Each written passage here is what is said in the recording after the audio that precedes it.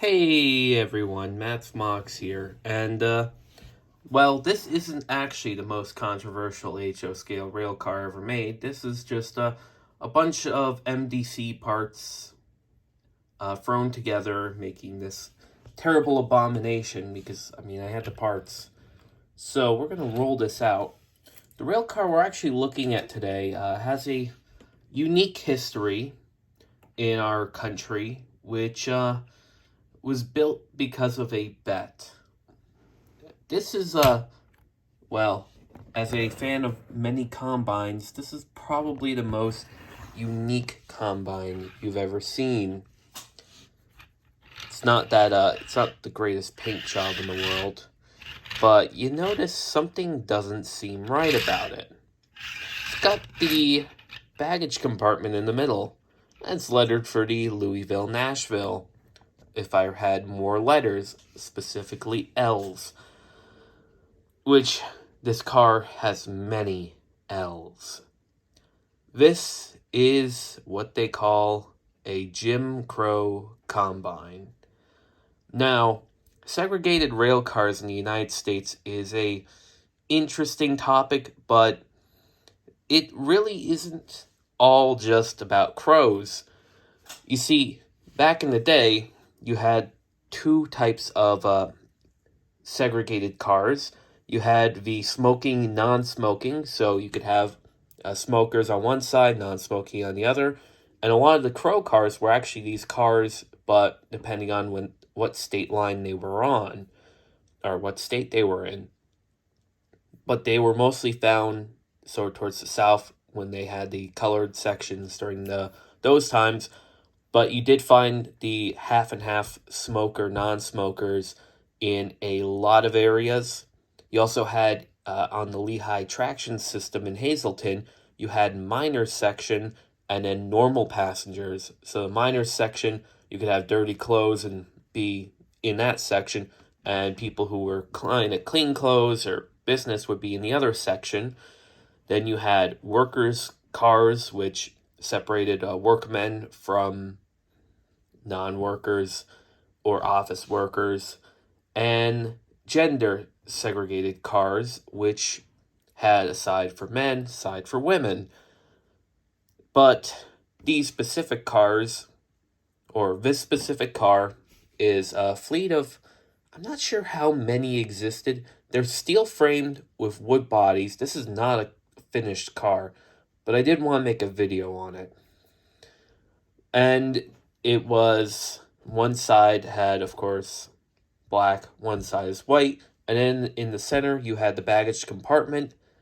These cars were used as almost a mid-train car, instead of one where you could just flip down a sign, or even the shorter ones.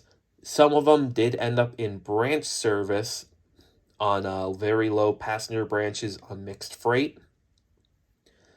And it basically splits the train in half, yet still provides the same amount of seating. And it's just a very unique looking car.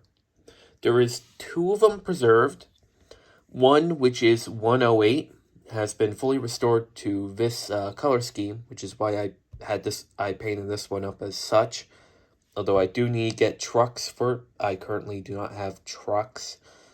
And the other one was restored in the 1960s to a yellow scheme, and the center section was turned into a museum for the General's short tour over the L&N. And that car is preserved, but it is in very poor condition. So, yeah, it's a very unique car. It is built from two MDC coaches, which have been cut down, the sides off an MDC baggage cart I was using for another project, but never worked with it, a wood roof from another kit car, but I'm not sure what kind of car, although the roof isn't entirely perfect for this application. The bottom, or the details I did add so far, are from a Alco Models P70. I do need to add the steel framework underneath, but again, this car is really just a work in progress. I will not be putting an interior in it. I think well enough it works for what I wanted to achieve. Definitely going to get some cosmetic work because it just did not turn out great. It's mostly the running of the Sharpie that caused all these problems. And then I need to get fake gold lettering up here eventually to replace this lettering. But yeah, that is, well, the Jim Crow Combine and its unique history. Now, most of these did end up in maintenance away by the 60s, ironically. So, ironically, during the civil rights movements, there was none in revenue service. And besides, a car so short like this and being, broken in half like this really was not conducive to operations. As for this model, it was built because of a challenge. I should have said that earlier, but, these videos are not scripted. And I think it turned out pretty okay overall. Could be better, could be worse, but it does tell a story of, well, railroading in a sense, or at least a portion of railroading that I'm sure some people get really into about. And I wanted to see if anyone would actually recognize what this car is if I had it out running somewhere, or at least would notice it. Because, it's unique. It's a combine with a weird history. But that's it for this video. Like, comment, subscribe. I'll see you all next time.